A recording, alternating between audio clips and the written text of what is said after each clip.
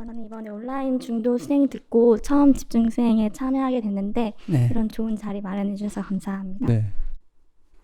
그 수행을 하면서 2박 3일 동안 제가 뭔가를 얻어서 이렇게 또 인터뷰 시간에 스님께 좀 멋들어진 질문을 하고 싶다는 욕심이 있었는데 네.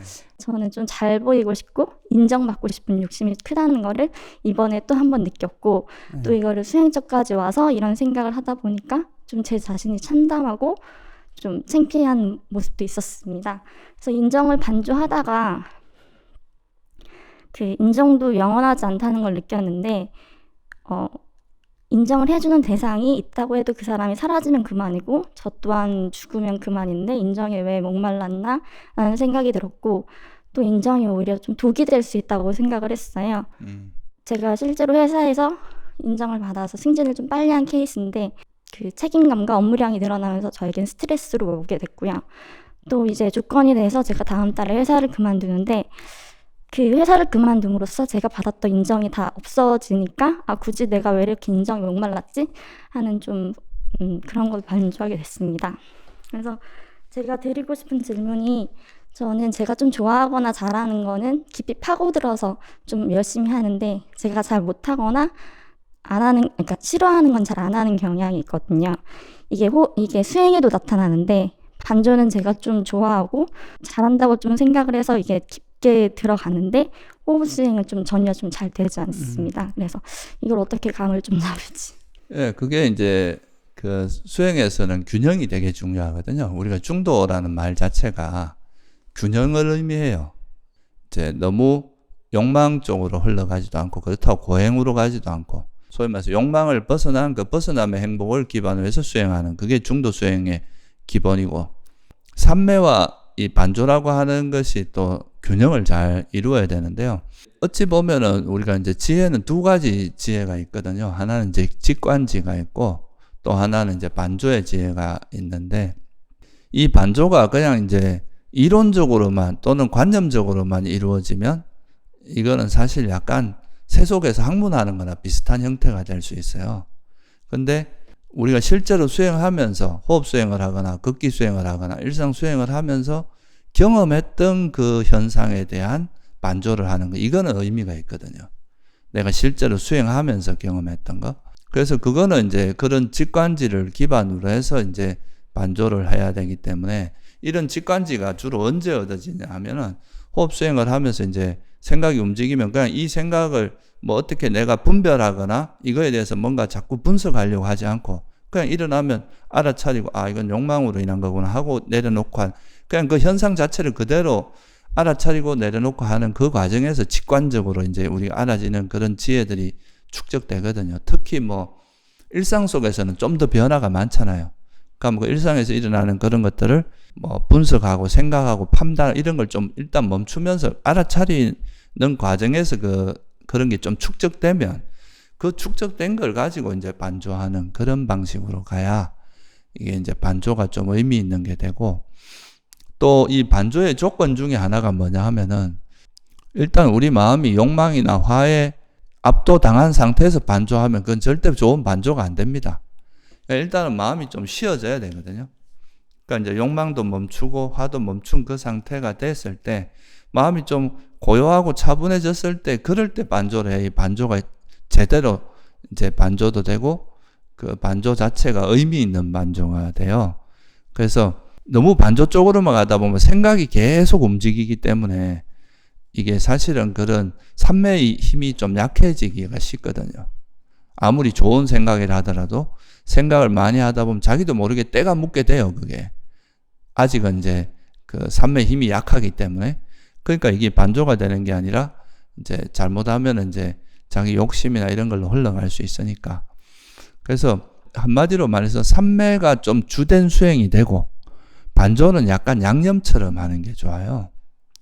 그러니까 평소에 이제 일단 생각을 좀 멈추고 호흡이라든가 현재 발걸음이라든가 이제 현재 자기 뚜렷한 몸의 그런 감각 대상들 그런 것들의 마음을 두는 연습을 해서 이제 마음이 고요하고 차분한 상태를 유지하면서 거기서 이제 그런 것이 충분히 이제 그런 시간을 보낸 다음에 어느 정도 일정 기간 동안 이제 반조를 하고 이렇게 해야 이제 반조도 효과적이고 좀 산매의 힘도 길러지고 그렇거든요. 그래서 처음에는 현재 우리가 알아차릴 그 대상, 현재의 대상, 기본 대상이 있잖아요. 그죠? 그 대상을 알아차리는, 생각 없이 알아차리는, 이제 생각은 좀 최대한 배제하고 알아차리는, 거기에 포커스를, 이게 주된 수행이 되고, 반조는 좀 마치 반찬에서 양념처럼 적절히 활용하면은 그게 좀 더 효과적인 방법입니다. 그렇게 좀 균형을 잡아가시면 좋을 것 같아요. 그리고 우리가 사실 이제 살면서 이렇게 남에게 인정받고 이런 걸 되게 좋아하는, 하고 또 그걸 통해서 이제 좀 자기 존재감도 느끼고 내가 좀 더, 뭔가 잘하고 있다는 걸 확인도 하고 이렇게 하는데, 근데 사실 그 인정받는다고 실제 내 실력이 변하는 건 아니잖아요. 원래 자기가 실력이 있으면 원래 실력이 있는 거고 없으면 없는 거고, 남이 인정해 준다고 그게 달라지는 건 아닌데, 사람들은 남이 인정해 주면 내가 그렇다고 착각하기 쉬워요. 이게 특히 많이 나타나는 게 수행에서 이제 뭐 인가라는 게 있거든요. 인가. 우리가 선에서도 보면 너는 깨달았어 라고 인가를 해주면 자기가 실제 자기 마음을 보면 그게 깨달은지 번뇌가 있는지 없는지 확실할 텐데, 남이 인정해 줬다고 그게 깨달은 게 되는 게 아니잖아요. 그리고 또 실제 또 우리가 미얀마나 이런 이제 수행센터 같은 데 가면 너 선정 얻었어 이렇게 인정을 해 주거든요. 초선에 들었다. 근데 내가 이래 나를 실제로 돌아보면 이게 진짜 초선이 맞나 스스로 확인해서 자기가 검증해보면, 아, 이게 내가 부처님께서 말씀하신 그 선정에는 한참 못 미친다 하면 그게 인정해주는 게 중요한 게 아니라 실제 그게 더 중요한 거거든요. 그런데 이제 이런 거를 남에게 인정을 받으면 그것이 곧 사실인 것처럼 이렇게 우리가 착각하기 쉬워요. 그러니까 별로 그런 거는 사실 엄밀하게 따지면 그런 인정받아봐야 잠시 우쭐한 거지, 그게 실제로 자기가 어떤 실력이 변하거나 이런 건 아니거든요. 그래서 그런 뭐 인정받고 안 받고 이런 거에 너무 그렇게 목매기보다는 자기 스스로가 이제 스스로의 상태를 정확히 바라봐서 이것을 내가 진짜 남들에게 이렇게 뭐 인정받는 만큼의 내가 실력을 갖추었는지 그런 걸 오히려 돌아보면 자기가 발전하는데 오히려 도움이 되겠죠, 그죠? 그래서 내가 요번에 사실 뭐 세간에서 되게 화제가 된 그 뭐 무슨 피아니스트 있잖아요. 그 친구가 18인가 그런데 무슨 인터뷰 하는 걸 들었는데 자기는 뭐 콩쿠르에서 1등 했다고 뭐 별로 아무 관심 없다는 거야. 그것을 인정받았다고 해서 내가 실력이 더 는 건 아니다. 이렇게 이야기를 하더라고요. 그거 참 대단한 말이거든요, 그런 게. 그런 외부의 어떤 시선에 영향을 받기보다 자기가 스스로의 어떤 스스로를 냉정하게 평가해서 실력이 있나 없나 이런 거를 스스로가 보는 거잖아요. 그러니까 그런 태도가 수행자에게도 굉장히 중요합니다.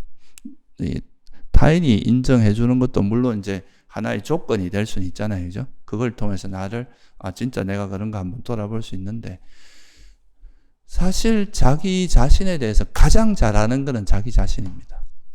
남이 이야기해 주는 건 그 사람의 말을 듣거나 아무래도 정보가 제한될 수밖에 없잖아요. 그래서 그 판단해도 그게 아무래도 이제 좀 한계가 있을 수밖에 없거든요. 근데 이제 자기 자신에 대해서 자기 자신이 가장 잘 알 수 있고, 특히 수행 같은 경우는 자기 내면의 어떤 모습이잖아요. 뭐 세속 같으면 겉으로 보여지는 게 있잖아요. 뭐 어디서 1등을 한다거나 뭐 그런 여러 가지 뭐 사회 속에서 검증받을 수 있는 요소들도 있는데, 수행은 상대적으로 이제 자기 자신 내면의 것이라서 자기 스스로가 스스로를 정확히 보는 게 되게 중요해요. 물론 이제 좀 수행을 오래 한 사람들은 그 사람을 보면 대략 어느 정도인지 알 수는 있어요. 근데 그게 아주 정확하다고 말하기는 어렵거든요. 부처님처럼 다른 사람의 마음을 직접 볼 수 있는 그런 타심통에 있는 건 아니기 때문에, 그래도 이제 전체적인 그 정보를 가지고 이렇게 판단하는 거잖아요. 정확히 본다기보다는.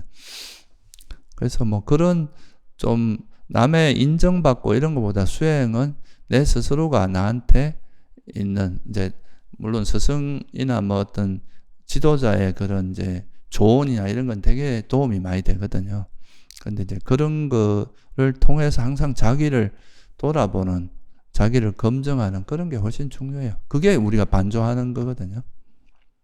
그래서 뭐 아까 말씀드렸듯이 이 수행을, 중도 수행을 할 때는 1차적으로는 이제 바른 삼매에 드는 게 첫 번째 과정입니다. 우리가 부처님께서도 보면 제일 먼저 색계사선정에 드셨잖아요. 그리고 나서 이제 그 색계사선정을 기반으로 해서 이제 현상 그 진리를 보면서 깨달음이 없고 이런 과정을 거쳤거든요. 그래서 우리가 처음에는 이제 우리 마음에서 일어나는 그런 장애들을 놓아가면서 이제 삼매에 드는 방향으로 노력을 하는 게 좋고요. 그래서 이제 삼매가 어느 정도 이제 닦아지면 그때 가서는 이 삼매를 이루고 있는 이 마음, 그러니까 우리가 삼매를 닦는 건 좀 쓸데없는 걸 많이 걷어내는 거예요. 우리는 너무 마음도 복잡하고 우리 주변이 너무 복잡한데 이거를 좀 걷어내고 정말 남는 거는 이제 삼매에 든 마음 상태, 그런 것만 알면 우리 의식이 되게 단순해지거든요. 그러면 이제 이 나를 이루고 있는 것도 사실은 내 몸과 이 삼매에 든 마음, 이게 내 오온이거든요.